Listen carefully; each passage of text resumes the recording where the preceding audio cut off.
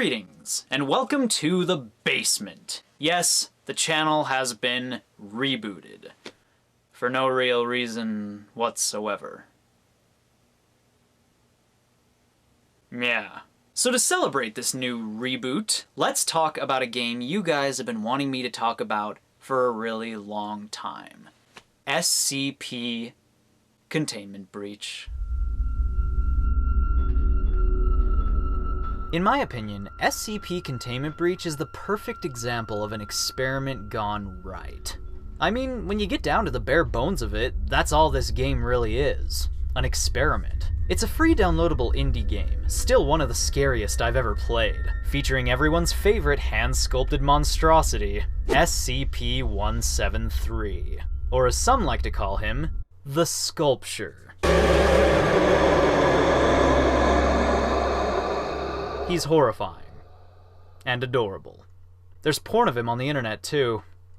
Don't ask me how I know that. Truth be told, there's actually a lot of different creatures in the game. The developer keeps regularly updating and adding more to it, including an evil mask with a mind of its own, a spooky shadow man who transports you to his own dark dimension, a talking computer with high sentient intelligence, a pale monster that kills you if you look it directly in the face, the list goes on. All of these are based on stories from the SCP Foundation, a website that's sort of like the X-Files meets Wikipedia meets creepypasta. I've been a fan of this site for a really long time, even before the game was in production. I've been a quiet part of the community, and I've even written a few of my own SCP articles. Like this one, about a giant sleeping fish thing.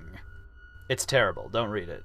Now, the one thing that amazes me about this game is just how well the SCP stories translate into video game form. These ideas are just perfect for interactive horror.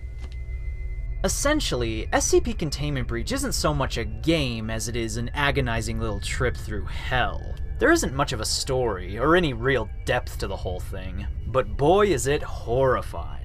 The game just drops you into a building with all these SCPs on the loose, and quite frankly, it makes you want to cry. It's a game full of jump scares. Not cheap jump scares, but deep jump scares. Yeah, I think jump scares can have depth. Why not? A good jump scare can be crafty and admirable, as long as there's a reason for it. As long as it's truly effective, or comes about as the result of something genuinely horrifying. Take the Sculpture, for example, the main villain of the game. Whenever this creature appears, it's absolutely startling. And it's not just because of the sound effects. It's not because the game is being cheap or just trying to get a jolt out of you. No, it's startling because the creature appeared. Because it can appear, and you know it can only move when you aren't looking at it. This means the jump scares are in your hands, not the Sculpture's. What's even worse is the blinking mechanic. You know, the fact that whenever this little timer runs out, you have to blink. And when you do blink, the Sculpture's gonna come closer, and closer, and closer, until he can get his hands on your squishy little neck and rip it in half. So yeah, if you run into this thing, you have to run away. You have to get as far from it as possible, and that alone is terrifying. Honestly, the game doesn't even need anything else. It could just leave you alone with this thing in an empty building, and it would never stop being scary.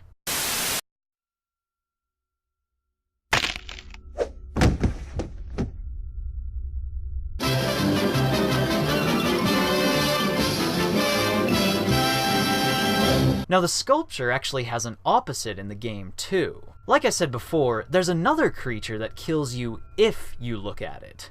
The Shy Guy.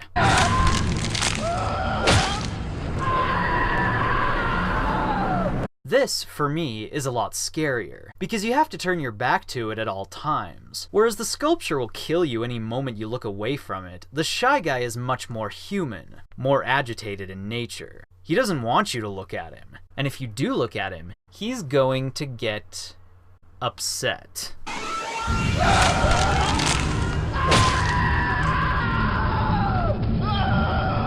God, I wonder what it'd be like if one of the Mario Shy Guys were like this. Yoshi, don't look at him. Don't look at him, Yoshi. Oh God, Yoshi, he's right behind you. No, Yoshi, don't look at him!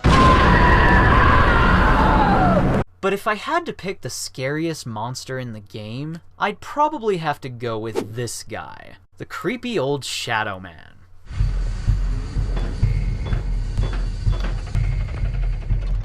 Not because he looks scary or sounds scary, but because he's the only monster in the game that you can't control. He appears at random, he can walk through walls, he can spawn from the floor or the ceiling, and he'll follow you for a really long time. If he's able to catch you, he won't exactly kill you, but instead will teleport you to this weird shadow world.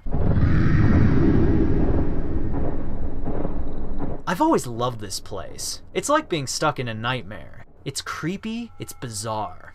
Come to think of it, that's another thing this game does very well. It makes you fear things other than death. A lot of the creatures in the game kill you in totally different ways, and some of them don't even kill you at all. They just spend their time scaring the living shit out of you.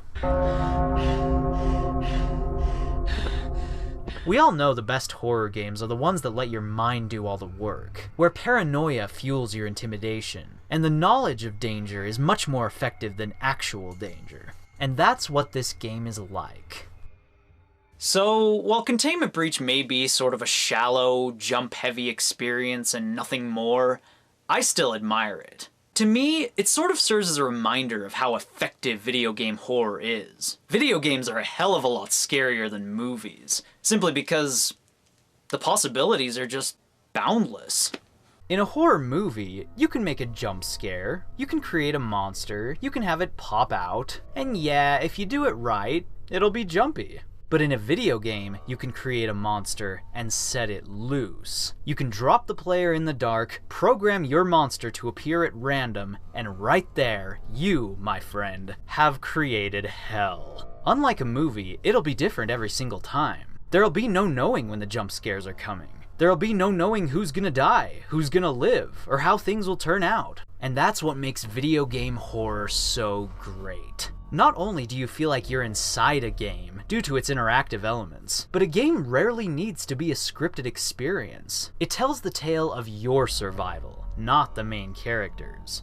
So yeah, on the whole, I like SCP Containment Breach. I think it's not only a good horror game, but a good experiment. It's not deep or anything, but it does represent the deepest possibilities of horror. The horror genre is something special, something truly unique. It's the only genre that gets stronger and stronger through experimentation. While other types of games can be ruined by the mere idea of experimenting, survival horror is quite different. The more you experiment, the more horrifying your game becomes. And with all its unmatchable terrors, SCP Containment Breach proves it.